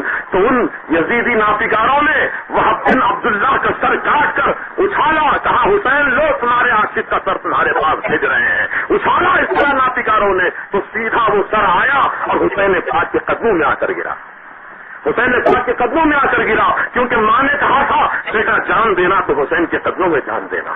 اللہ اکبر، قدموں میں سر آ کر گرا، امام حسین نے جھک کر فوراً سر کو اٹھا لیا، سینے سے لگایا، پیشانی کا بوسہ دیا، انا للہ و انا الیہ راجعون پڑھا، آنکھوں میں آنسو آ گئے امام حسین کے، اور لے کر چلے اس کی ماں کی گود میں اس بچے کا کٹا ہوا سر دے دیا۔ تو ماں نے اپنے سینے سے سر سے لگا کر کہا، بیٹا تیری ماں تجھ سے راضی ہو گئی، تیری ماں تجھ سے راضی ہو گئی، حسین تجھ سے راضی ہو گئے، حسین کے نانا جان تجھ سے راضی ہو گئے، اللہ تجھ سے راضی ہو جائے۔ اے بیٹا آج میں تیرا دودھ پہنچ دی، تیرا حق معاف کر دی، تو جا جا جنت کا دلہا بن گیا۔ یہ کہتے ہوئے ماں نے اپنے بچے کی سر کو اپنے سینے سے لگایا، پیشانی کا بوسہ دیا، پھر وہ نوجوان دلہن جو اب تک اپنی نگاہوں کے سامنے اپنے شوہر کو لڑتا ہوا دیکھ رہی تھی، اب دیکھ رہی ہے کہ اس کے شوہر کا کٹا ہوا سر آیا ہے، تو اس نوجوان دلہن نے اپنے شوہر کا کٹا ہوا سر اپنے ہاتھ میں لیا، گود میں رکھا اور اپنے شوہر کے کٹے ہوئے سر کے اوپر اپنا سر پھینک دیا اور ایسی آہ سرد بھری، ایسی ٹھنڈی سانس لی، اللہ اکبر، اسی وقت اس نوجوان دلہن کی تھی روح کا پتون سوری سے پرواز کر گئی۔ انا للہ و انا الیہ راجعون۔ وعدہ حسین کا وعدے کی اللہ نے لاج رکھ لی کہ اکیلا جنت میں نہیں جائے گا بلکہ اپنی دلہن کو ساتھ لے کر جائے گا۔ کیسے وعدہ پورا کیا جا رہا ہے، سبحان اللہ۔ تو عزیزان محترم، یہ کربلا کے داستان میں ایک واقعہ ہے جو وہب بن عبداللہ کی سیرت اور ان کا کردار ہم کو بتلا رہا ہے کہ اے نوجوان دلہو، اے نوجوان دلہنوں، تمہارے دلوں کے اندر بھی امنگیں ہیں، آرزویں ہیں، تمنائیں ہیں، لیکن اسلام پر سے اگر وقت آ جائے تو اپنی زندگی کو نہ دیکھنا، اپنی نئی نویلی دلہن کی آرزو کو نہ دیکھنا، بلکہ آگے بڑھنا اور اللہ کی اپنا سب کچھ قربان کرنا۔ اور سب آوان و انصار شہید ہو گئے، حضرت علی اکبر بھی شہید ہو گئے، امام قاسم بھی شہید ہو گئے۔ حضرت علی اکبر جو 6 مہینے کے شہزادے ہیں امام حسین علی مقام کے، اللہ اکبر، بی بی زینب اس چھوٹے بچے کی پیاس، اس کی تڑپ کو دیکھ نہ سکیں، فضہ نامی گاندھی کو اپنے قریب بلایا اور کہا، اے فضہ لے جا، یہ میرے بھائی حسین کو یہ دے دے، بچہ لے جا کر، اور کہے کہ بچہ پیاس سے بہت بےتاب و بے چین ہے، بڑے ہیں صبر کر رہے ہیں لیکن بچہ کیسے صبر کرے، جاؤ اس کو دو اور کہو کہ کربلا کوفے والوں سے پانی مانگ کر اس بچے کو پلا دیں۔ امام حسین کی گودی میں لا کر فضہ نے بچے کو حوالے کیا۔ جب بچہ چلا تھا خیمے سے میدان جہاد کی طرف تو ہاتھ پاؤں ہل رہے تھے، بچے کے رونے کی آواز آ رہی تھی، بچے کے سینے میں اتنا دم بھی نہیں تھا کہ آواز نکال کر رو لیتا، آنکھ میں آنسو بھی خشک ہو چکے تھے کہ آنسو بہا لیتا، ہونٹوں پر زبان پھیر کر اپنی زبان کو تسکین دے لیتا، ہونٹ بھی اس کے خشک ہو چکے تھے، حلق بھی خشک ہو چکا تھا اس معصوم صفت بچے کا، 6 مہینے کا شہزادہ علی اکبر جب مدینے سے چلا تھا تو اس کا چہرہ گلاب کے پھول کی طرح کھلا ہوا تھا، कितने बिखरे हुए हैं मदीने के फूल, कितने बिखरे हुए हैं मदीने के फूल। करबला तेरी किस्मत पे लाखों सलाम, करबला तेरी किस्मत पे लाखों सलाम। अली असगर को गोदी में लेकर जब इमाम हुसैन चले करबला के मैदान में और फरमाया, ए कूफियों, ए शामियों, ए इराकियों, ये मेरा सबसे छोटा शहजादा अली असगर है। देखो 3 दिन का ये भी भूखा प्यासा है। जब ये चला था मदीने से तो गुलाब के फूल की तरह खिला हुआ चेहरा था, लेकिन धूप की तमाजत ने, भूख और प्यास ने इसके चेहरे को सुर्ख तांबे की तरह बना दिया है। मैं तुमसे इस बच्चे के लिए पानी का सवाल करता हूँ, खुदारा इस बच्चे के हलक में चंद कतरे नहरे फुरात के डाल दो। मैं वादा करता हूँ क़यामत के मैदान में जब लोग प्यास प्यास करके चिल्लाएंगे, धूप की शिद्दत से लोग परेशान हाल होंगे, ऐसे नाजुक वक्त में वादा करता हूँ मेरे नाना जान के हाथों से उसको कौसर का जाम पिलाऊंगा।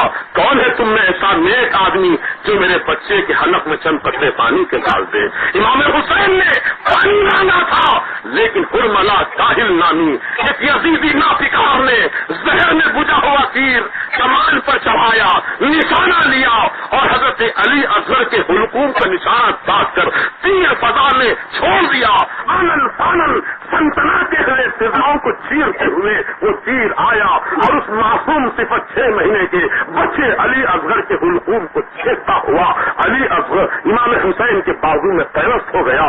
बच्चे ने आखिरी हिचकी ली, हमेशा के लिए अपनी आंखों को बंद कर लिया। नज़ा की आखिरी हिचकी को जरा गौर से सुन ले, नज़ा की आखिरी हिचकी को जरा गौर से सुन ले। इसी एक आवाज में जिंदगी भर का खुलासा है, इसी एक आवाज में जिंदगी भर का खुलासा है। बच्चे ने आखिरी हिचकी ली, हमेशा के लिए आंखें बंद कर ली। इमाम हुसैन ने इन्ना लिल्लाहि व इन्ना इलैहि राजिऊन कहा और अपने हाथों पर बच्चे की लाश को उठाकर कहा, मौला ये तो एक अली असगर है जो तेरी राह में कुर्बान हो गया। मेरे मालिक इसकी छोटी कुर्बानी को कबूल फरमा ले। ऐ परवरदिगार, अगर तू मुझे 1000 नियत कर भी अता फरमा दे तो मैं तुझे तेरी राह में एक एक प्रतिशत कुर्बान करता जाऊंगा। हज़रत अली असगर रज़ियल्लाहु तआला अन्हु के हलक में जो तीर चुभा हुआ था, उस तीर को इमाम हुसैन ने खींच कर निकाला। क्या दिल पर गुजरी होगी हुसैन ने ताक के, जब तीर अटकता हुआ बाहर निकला होगा बच्चे के हलक से, क्या गुजरी होगी कैफियत इमाम हुसैन पर। लेकिन इमाम हुसैन की जबान पर न हर की शिकायत आया, न कोई शिकवा आया, बल्कि आप अल्लाह ताला की हम्द सना बयान करते हुए, इन्ना लिल्लाह पढ़ते हुए बच्चे के हलक से तीर को खींचते हैं। खून का छोटा सा फव्वारा निकला। इमाम हुसैन ने अपने चुल्लू में उस खून को भर लिया और आसमान की तरफ खून के फव्वारों को उड़ाना चाहते थे। गैर से आवाज आई, अरे हुसैन, इस खूने मासूम सिफत अली असगर को आसमान की तरफ न उछालना, मेरे इज्जत और जलाल की कसम है, अगर तुमने इस खून को आसमान की तरफ उछाल दिया तो ए हुसैन, क़यामत तक मैं पानी का एक बूंद नहीं बरसाऊंगा, सबको प्यासा करके मार दूंगा। इमाम हुसैन हाथ को रोक लिए, आसमान की तरफ खून नहीं उछाले। उस खून को सोचते रहे, क्या करूं, जमीन पर डाल देता हूं। जमीन पर डालने का इरादा किए, फेंकना ही चाहते थे। फिर गैर से आवाज आई, हुसैन, इस मासूम सिफत अली असगर के खून को जमीन पर ना फेंकना, अगर तुमने जमीन पर डाल दिया तो अनाज का एक दाना पैदा नहीं करूंगा, सबको भूखा मार दूंगा। इमाम हुसैन ने हमारे हालों पर रहम खाया, हमारी जिंदगियों पर रहम खाया, न आसमान पर खून उछाला, न जमीन पर खून बिखेरा, बल्कि इमाम हुसैन ने खून लेकर अपने चेहरे पर मल लिया और फरमाया, कूफे वालों, क़यामत के दिन मेरे मौला की बारगाह में इसी हाल से मैं पेश होगा। मोहतरम दोस्तों, इमाम हुसैन रज़ियल्लाहु तआला अन्हु पर एक इम्तिहान हो तो मैं बयान करूं, 2 इम्तिहान हो तो बयान करूं, एक मुसीबत हो तो बयान करूं, 2 मुसीबत हो तो बयान करूं। यहाँ तो मुसीबतों का एक तसलसल है, लामुतनाही सिलसिला है। और इमाम हुसैन सब्र इस्तिकामत, तस्लीम और रजा का ऐसा असीम पैकर बने हुए हैं, हर मुसीबत को मुस्कुरा कर झेल जाते हैं। अल्हम्दुलिल्लाह अला कुल्ली हाल कहते हुए, इन्ना लिल्लाहि व इन्ना इलैहि राजिऊन कहते हुए, हर मुसीबत को खंदा पेशानी से बर्दाश्त करते हुए गुजर जाते हैं। अज़ीज़ान मोहतरम, अर्ज ये करना चाहता हूँ, जब इमाम हुसैन के सब शहीद हो गए, सब अजीज व अकारिब, रिश्तेदार, दोस्त, अहबाब, चाहने वाले सब शहीद हो गए, तन्हा ज़ैनुल आबिदीन मर्दों में बचे थे। और ज़ैनुल आबिदीन रज़ियल्लाहु तआला अन्हु उस वक्त सख्त तरीन बीमार थे, शिद्दत का बुखार था, जिस्म आग की भट्टी की तरह जल रहा था। इमाम हुसैन जब سب کو آخری سلام کر کے میدان کربلا کی طرف جانے لگے تو زین العابدین رضی اللہ تعالیٰ عنہ اپنے بستر علالت سے اٹھ کر کھڑے ہو گئے اور فرمانے لگے ابا جان میرے رہتے ہوئے آپ کیوں جاتے ہیں میدان جنگ میں؟ ابھی میں زندہ ہوں حضور، مجھ کو اجازت دیجیے پہلے میں اپنی جان قربان کروں۔ تو کہا نہیں بیٹا زین العابدین، تم کو باقی رہنا ہے، اللہ کی مرضی اور مشیت یہ ہے کہ سادات کرام کا سلسلہ تم ہی سے دنیا میں پھیلے گا، سیدوں کی نسل تم ہی سے دنیا میں پھیلے گی، تم کو باقی رہنا ہے، اللہ کی یہی مرضی ہے۔ امام حسین نے اپنے سینے سے اپنے بیٹے کے سینے کو لگایا اور علم لدنی کے خزانے جو نانا جان سے ورثے میں آپ کو ملے تھے، علم لدنی کے خزانے منتقل فرما دیے اور امام حسین علی مقام نے اپنے فرزند دلبن کو وصیحت و نصیحت فرمائی۔ اس کے بعد آخری سلام کر کے جب پلٹے ہیں تو بی بی زینب اپنے ہاتھ میں ایک کپڑے کی پتلیاں لے کر کھڑی تھی، ایک کپڑے کی گٹری لے کر کھڑی تھی۔ امام حسین علی مقام نے اپنی بہن پر جب نظر ڈالی تو یوں دیکھا جیسے ایک خاموش مورت ہے جس کی زبان بند ہے، جس کی آنکھوں میں صرف حیرت کے سوا اور کچھ نہیں ہے۔ بی بی زینب نے اپنے بھائی کو حیرت بڑی نگاہوں سے دیکھ کر کہا بھیا حسین آؤ، سب بہنیں تو اپنے بھائی کو نوشہ جب وہ بنتا ہے، دلہا جب وہ بنتا ہے تو بہنیں اپنے بھائی کو سنوارتی ہیں، اپنے بھائی کو سجاتی ہیں، دلہا بنا کر گھر سے رخصت کرتی ہے بارات میں۔ اے بھیا حسین آؤ، آج تمہاری بہن زینب شہادت کا دلہا بنا کر تمہیں رخصت کرتی ہوں۔ بھائی آؤ، یہ دیکھو نانا جان کے امامہ ہے، میں اپنے ہاتھوں سے تمہارے سر پر باندھوں گی۔ یہ بھائی حسن کا پٹا ہے، تمہاری میں کمر پر باندھوں گی۔ یہ میرے بابا جان علی مرتضیٰ کی تلوار ہے، یہ تمہارے ہاتھوں میں تھماؤں گی۔ حضرت زینب نے اپنے ہاتھوں سے اپنے بھائی حسین کو سنوارا اور پورا لباس زرا بستر سے جب مزین کر دیا تو امام حسین علی مقام رضی اللہ تعالیٰ عنہ سب کو نصیحت فرماتے ہیں کہ اے بہن زینب، اے بی بی سکینہ، اے شہر بانو، اے مقدس خواتین اسلام، ہمارے دنیا سے گزر جانے کے بعد ماتم نہ کرنا، سینہ زنی نہ کرنا، بال نہ نوچنا، اپنے سینہ کو بھی نہ کرنا، ہائے وائے نہ کرنا، واویلا نہ مچانا، بلکہ ہمارے انتقال کر جانے پر مصیبتوں کو صبر کرنا اور اللہ کی مرضی پر راضی رہنا۔ یہ نصیحت فرما کر امام حسین جب خیمے سے باہر نکلے اور گھوڑے پر سوار ہو گئے، ذوالجناح اس گھوڑے کا نام تھا، ذوالجناح اس گھوڑے کا نام تھا۔ امام حسین لگام پکڑ کر کھینچتے ہیں، گھوڑے کو آگے بڑھنے کا اشارہ کرتے ہیں، لیکن گھوڑا آگے نہیں بڑھ رہا ہے بلکہ گھوڑا خاموش اپنے مقام پر کھڑا ہوا ہے۔ امام حسین کچھ توقف کرنے کے بعد ارشاد فرماتے ہیں اے ذوالجناح چل چل، اب وہ وقت قریب آ چکا ہے جس کا شدت سے انتظار تھا، کیوں آگے نہیں بڑھتا؟ ارے صبح سے تو بہت اچھا چل رہا تھا، اب تجھے کیا ہو گیا؟ گھوڑا رونے لگا، اپنے مالک کی محبت میں رونے لگا اور اپنے سر سے اشارہ کیا، سر سے پیچھے کی طرف اشارہ کیا۔ امام حسین نے پیچھے جو مڑ کر دیکھا تو کیا دیکھا؟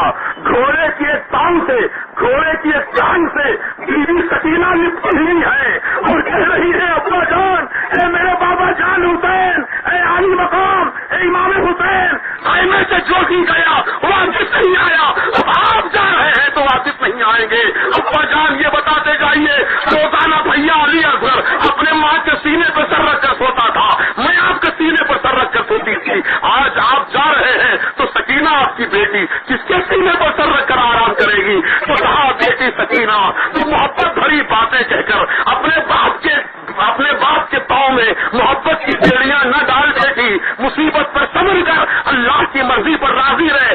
آپ کے سونے کا نظام بدلا جا رہا ہے، علی اصغر روزانہ ماں کے سینے پہ سوتا تھا لیکن آج سے وہ میرے سینے پر سوئے گا، اور تو روزانہ میرے سینے پر سوتی تھی لیکن آج سے تو اپنی ماں کے سینے پر سر رکھ کر سونا۔ بیٹی آخری سلام تجھ کو، السلام علیکم، یہ کہا اور گھوڑے کو آگے بڑھایا۔ امام حسین جب میدان کربلا میں پہنچے تو امام حجت کے لیے آپ نے فرمایا کوفے والوں، خوب مہمان نوازی کی تم نے ہم کو یہاں بلا کر، خوب مہمان نوازی کا حق ادا کیا تم نے بلا کر، اور یہی تو تمہارے خطوط ہیں، 200 کے قریب خطوط تم نے لکھے، 180 یا 120 کے قریب تم نے خطوط لکھے، اور ان سب خطوں کے اندر تم نے یہی لکھا اے امام آپ تشریف لائیے، ہم آپ کی راہ میں اپنی آنکھوں کو بچھائے ہوئے آپ کا استعمال کرتے ہیں۔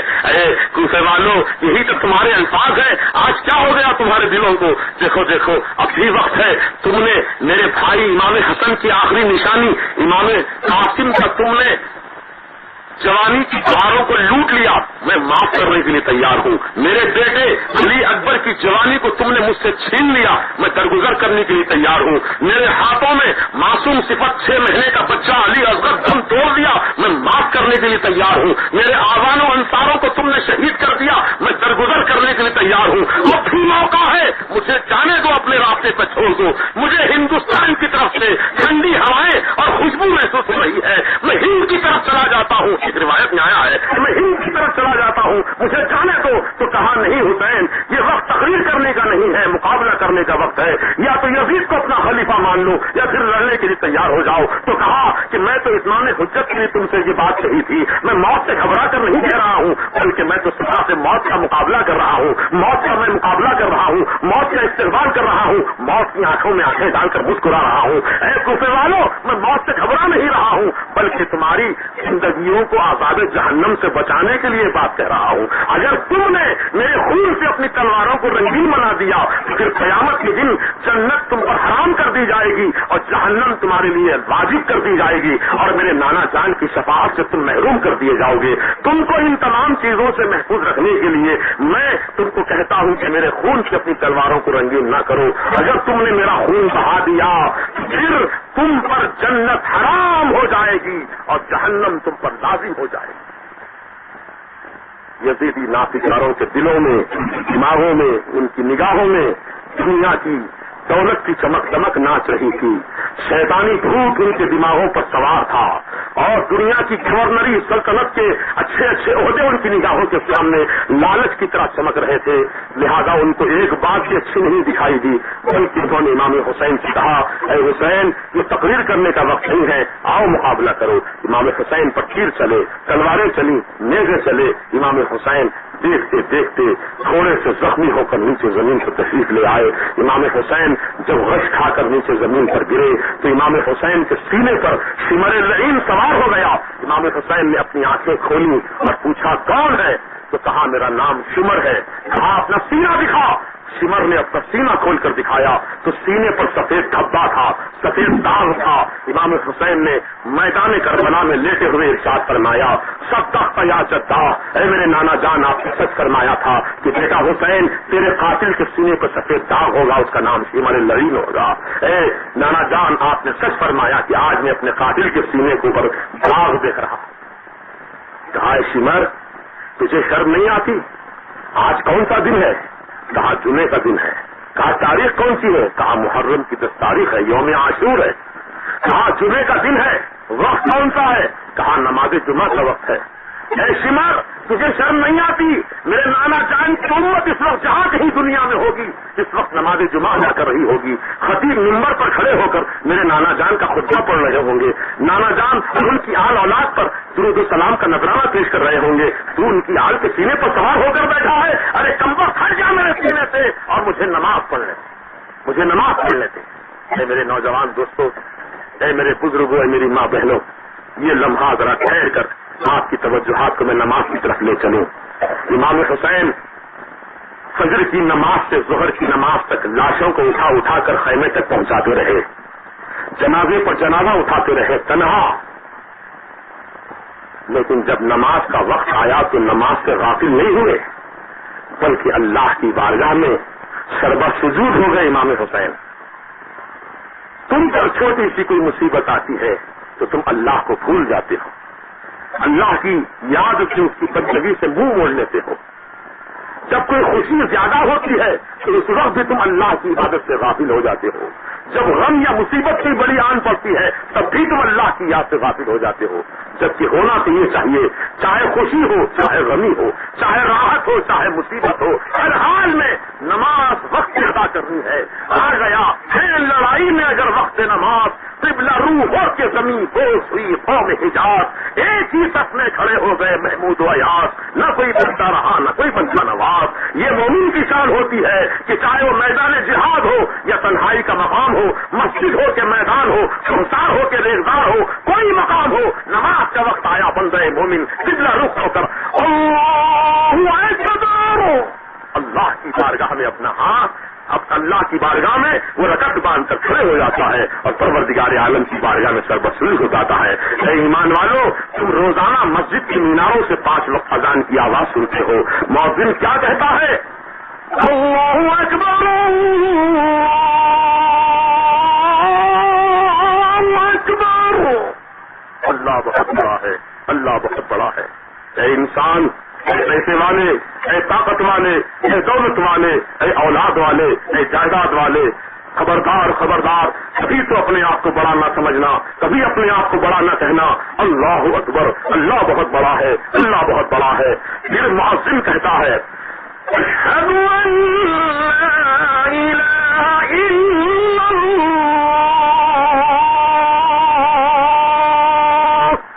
میں گواہی دیتا ہوں اللہ کے سوا کوئی بندگی کے لائق نہیں، اللہ کے سوا کوئی عبادت کے لائق نہیں. اے بندے مومن سن، اللہ ہی کی عبادت کر، اسی کی پرستش کر، اسی کی پوجا کر، اسی کے سامنے اپنا سر جھکا. جو تیرا خالق بھی ہے، مالک بھی ہے، رازق بھی ہے، وہ اللہ ہے، وحدہ لا شریک ہے. پھر مؤذن کہتا ہے اشہد ان محمد رسول اللہ، میں گواہی دیتا ہوں بے شک حضرت محمد مصطفیٰ صلی اللہ علیہ وسلم اللہ کے خاص بندے ہیں اور اللہ کے خاص رسول ہیں. اللہ تبارک و تعالیٰ کی گواہی، رسول پاک کی عدالت کی گواہی دے کر مؤذن پھر کیا اہم اعلان سناتا ہے. سنو مسلمانوں، مؤذن پھر پکارتا ہے حی علی الصلاۃ،